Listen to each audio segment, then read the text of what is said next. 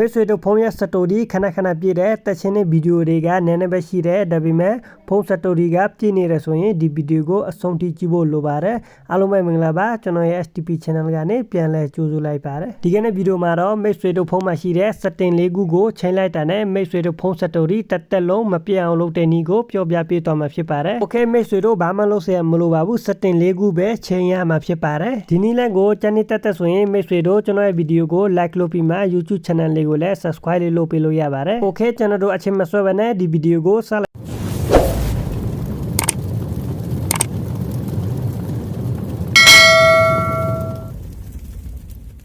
โอเคပထမအောင်ဆိုအနေနဲ့ကျွန်တော်တို့ဖုန်းမှာရှိတဲ့ setting တွေကိုဝင်မယ်ပြီးရင်ကျွန်တော်တို့အပေါ်ကိုနည်းနည်းဆွဲမယ်အမှရှိတဲ့ battery and device ဆိုတာကိုနှိပ်မယ်ပြီးရင်ကျွန်တော်တို့အပေါ်မှာရှိတဲ့ asset 30ကိုနှိပ်မယ်โอเคပြီးရင်ကျွန်တော်တို့အောက်မှာရှိတဲ့ story booster ဆိုတာကိုနှိပ်မယ်အဲ့မှာကျွန်တော်တို့ free app ဆိုပြီးပေါ်လာတာကိုတွေ့ရပါတယ်တချို့ဖုန်းမှာဆိုရင် remote app ဆိုပြီးပေါ်လာတာကိုတွေ့ရလိမ့်မယ်ကျွန်တော်တို့ free app ဆိုပြီးပေါ်နေတာပဲဖြစ်ဖြစ် remote app ဆိုပြီးပေါ်နေတာပဲဖြစ်ဖြစ်ကျွန်တော်တို့နှစ်ခုမှတစ်ခုကိုနှိပ်ပြရပါမယ်ကျွန်တော်ကတော့နှိပ်ပြတဲ့အတွက်ပြန်နှိပ်လို့လုံးဝမရပါဘူး Okay ပြီးရင်ကျွန်တော်တို့အပေါ်ကိုဆွဲမယ်အောက်ဆိုမှရှိတဲ့ auto delete unnecessary data ဆိုတဲ့ option ကိုဖွင့်ပြရပါမယ် Okay ကျွန်တော်တို့ပထမဆုံးအနေနဲ့ setting တစ်ခုကိုချိန်ပြီးသွားပြီဆိုတော့ကျွန်တော်တို့ back lobby မှာ setting ကနေတစ်ချက်ထွက်မယ်Okay ကျွန်တော်တို့ setting number 2ကိုဘယ်လိုလုပ်ရမလဲဆိုတော့ကျွန်တော်တို့ဖုန်းမှာရှိတဲ့ Play Store ကိုတစ်ချက်ဝင်မယ် Okay ပြီးရင်ကျွန်တော်တို့အပေါ်ဆုံးမှာရှိတဲ့ profile icon ပုံစံလေးကိုနှိပ်မယ်ပြီးရင်ကျွန်တော်တို့ manage app and device ကိုတစ်ချက်နှိပ်မယ်ပြီးရင်ကျွန်တော်တို့အပေါ်ဆုံးမှာရှိတဲ့ manage ဆိုတာကိုတစ်ချက်နှိပ်မယ်ပြီးရင်ကျွန်တော်တို့အပေါ်ဆုံးမှာရှိတဲ့ install ဆိုတာကိုနှိပ်မယ်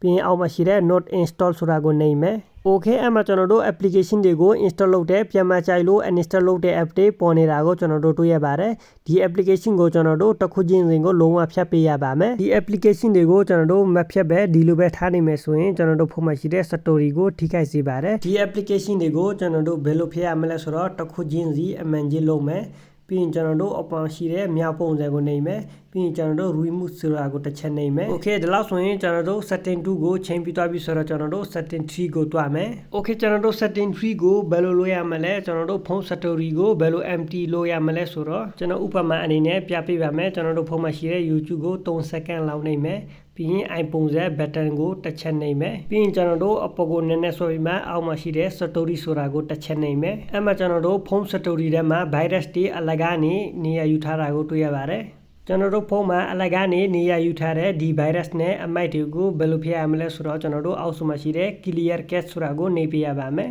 မိတ်ဆွေတို့လည်းဖုန်းမှာရှိတဲ့ application တိုင်းကိုကျွန်တော်လုပ်လို့ပို့လိုပါတယ်ကျွန်တော်တို့ဖုန်း story ထဲမှာအလကားနေရာယူထားတဲ့ virus နဲ့အမိုက်တွေကိုဒီလိုလေးရှင်းလိုက်မယ်ဆိုရင်ဖုန်း story empty ဖြစ်တာကိုတီးတာစေပါတယ် Okay ကျွန်တော်တို့ setting 3ကိုချိန်ပြီးသွားပြီဆိုတော့ကျွန်တော်တို့ setting 4ကိုဆက်ပြီးမှသွားမယ်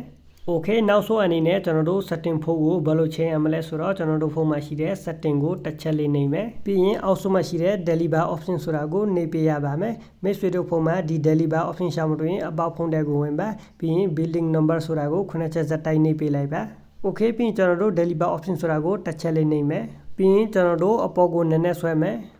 အဲ့မှာကျွန်တော်တို့ pros allow app on extended ဆိုတာပိတ်ထားရင်ဖွင့်ပေးရပါမယ်ဒီ option ကတော့ကျွန်တော်တို့တစ်ခါတည်းလေး game video တက်ချင်း download လုပ်တဲ့အချိန်ကျွန်တော်တို့ auto memory ထဲမှာဝင်နေပါတယ်အဲဆိုကျွန်တော်တို့ SD ကထပ်တဲ့အချိန် SD ကမှာဝင်ဖို့အတွက်ဒီ option ကိုဖွင့်ပေးတာဖြစ်ပါတယ်ကျွန်တော်ကတော့ဒီ option ကို use လုပ်နေတဲ့အတွက်ဘာမှလုပ်စရာမလိုပါဘူးမိတ်ဆွေတို့ဒီ option ကိုပိတ်ထားတဲ့ဆိုရင်ဖွင့်ဖို့လိုပါတယ် Okay ဒါလို့ဆိုရင်ကျွန်တော်တို့ number 4အနေနဲ့နောက်ဆုံး setting လဲချိန်ပြီးသွားပါပြီ Okay ဒါလို့ဆိုရင်ညီကိုချင်းမိတ်ဆွေများကျွန်တော်ရဲ့ဒီ video ကိုနားလေးလေးမဲ့လို့ထင်ပါတယ်ကျွန်တော်ရဲ့ channel မှာမိတ်ဆွေတို့အသစ်ဆိုရင်ကျွန်တော်ရဲ့ YouTube channel ကို subscribe လုပ်ပေးဖို့တောင်းဆိုချင်ပါတယ်အားလုံးကိုကျေးဇူးတင်ပါတယ်